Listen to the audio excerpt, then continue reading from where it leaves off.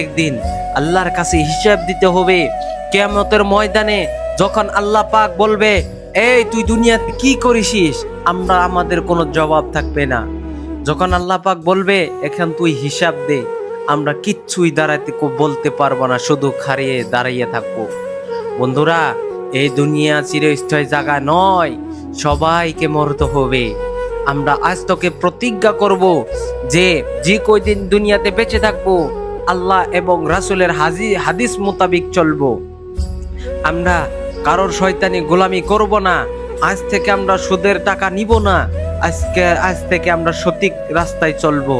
এই নিয়ে আমি একটা গান পরিবেশন করব, আশা করি অনেক ভালো ভালো লাগলে চ্যানেলটাকে সাবস্ক্রাইব করে আমাদের পাশে থাকবেন। তো আজকে আমরা গানটা শুরু করলাম।